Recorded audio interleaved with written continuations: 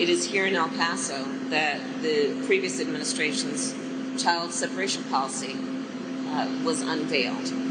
And so we've seen the disastrous effects of that right here in this region. It is here in El Paso that the return to Mexico policy from the previous administration was implemented. We have seen the disaster that resulted from that. Oh, I get it. So it's all Trump's fault. Right. Let's bring in our great pal, Steve Miller, who is a senior policy advisor to Donald Trump and also is the America First Legal Foundation founder. Steve Miller, as one of the leaders of the immigration policy team in the Trump administration, the way I look at it is Kamala's blaming you. She's blaming President Trump and she's blaming Stephen Miller. Now, I'm happy to get up and defend you, but I reckon you can defend yourself. What's your response to what she said down there today? It's honestly the most intellectually disingenuous statement I've ever heard anybody make in elected office. Let's just review the facts very briefly. When President Trump left office, the border was the most secure it had ever been. Thanks to 4 years of unrelenting effort, we had the migrant protection protocols, also known as Remain in Mexico. We had the border wall. We had safe third agreements, safe third nation agreements with Honduras, El Salvador, Guatemala. We had systemic asylum reform and anti-fraud measures, and we had the most efficient process for humanely returning illegal immigrants to their home countries that any administration had ever had. That's what Biden had on day one. On day one, he purposefully eliminated those tools, deliberately facilitated the entry of illegal migrants into our country. In the last 3 months alone, just to illustrate one dimension of the crisis, there's been more unaccompanied minors entering the country illegally in each of the last 3 months than in any other month in the history of our entire nation. 3 months in a row, there's been a level that had never previously been encountered ever.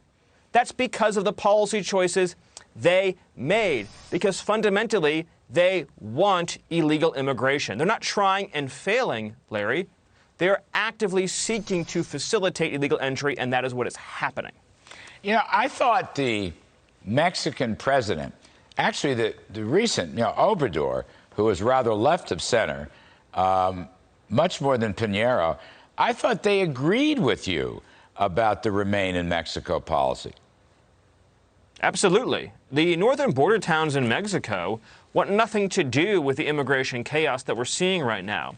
When you have tens of thousands, hundreds of thousands of people streaming up, not just from the Northern Triangle and Central America, but from 160 countries in the world, these border communities have their own problems. And what else is it doing? It's fueling cartels. It's fueling drugs. It's fueling gang violence on both sides of the border. So Mexico, and in particular those northern border communities in Mexico, want absolutely no connection whatsoever to this mass illegal migration that's happening right now. And that's why Mexico ultimately was grateful for the migrant protection protocols. I mean, Remain in Mexico. If you advertise, come welcome, if you advertise remain in the U.S., you're going to get people coming in to remain in the U.S. But if she's attacking now the child separation policy, now it's always unfortunate that children get separated from families or the families get separated. That's the problem. Don't come in illegally. But didn't Barack Obama have a child separation policy too? Well, unfortunately, the tragic reality is that when families and minors make the decision to make this dangerous journey, it has very negative, profound consequences. So, for example, if you look at the Biden administration, as I mentioned, they've had more unaccompanied minors. These are people that are separated from their families either at the border or in their home countries. Those numbers dwarf, they radically eclipse any numbers that you saw during the Trump administration. There's been far more families separated, and it's not even close as a result of the current policies. But the important point, the most important point is this. President Trump ended child smuggling. He stopped child trafficking. He saved the lives of countless people who never made the dangerous journey in the first place, who never went into the arms of the coyotes, the cartels, and the traffickers. That's how you measure the success of a policy.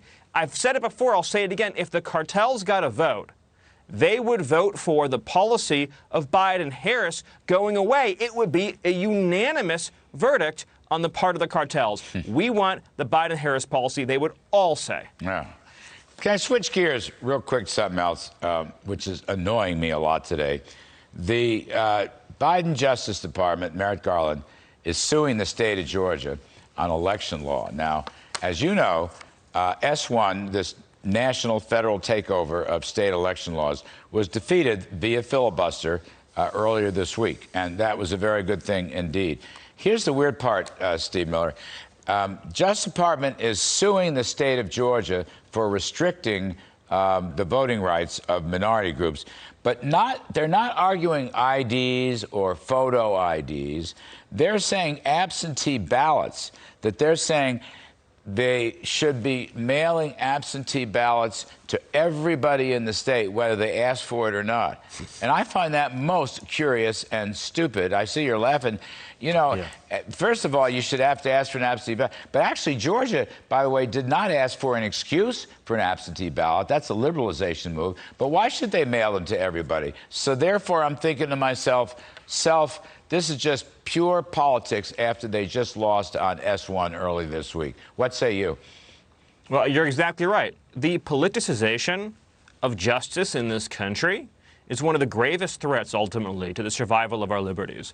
People using the Justice Department, using the Office of Attorney General, using the prosecutor's office to try to advance a narrow political objective. And that's what we're seeing right here.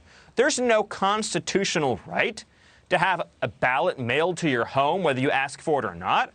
It's patently absurd. You know, I think, and this is just my own personal view, but I think you should only vote by mail if you have a legitimate reason to vote by mail. If because of work, because of military service, because of physical infirmity, you're unable to vote in person. And that would be a fair rule to apply in every single state in this country.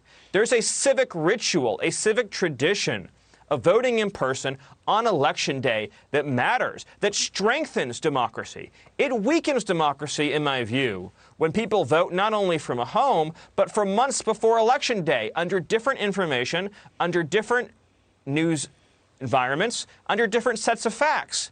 So I think it actually erodes democracy and erodes civic culture, but more importantly, it facilitates fraud when you don't have that in-person vote. I agree. I vote absentee because I work down here in New York and I'm registered up in Connecticut and they let me do it. But what's interesting to me, Merrick Garland, DOJ, they didn't argue about photo IDs. That's been the big sticking point. They just found this little nitpicking thing. And the other thing is Georgia expanded it because they didn't ask for an excuse. Maybe you're right, there should be an excuse. So I think this is all just sheer dumb, goofy politics. And I want to add one other thing. As Trump said, Stephen, it would be nice if we could return to the days where you have an election, and let's say within the night or the early morning, you actually know who won the election instead of going on for weeks and weeks.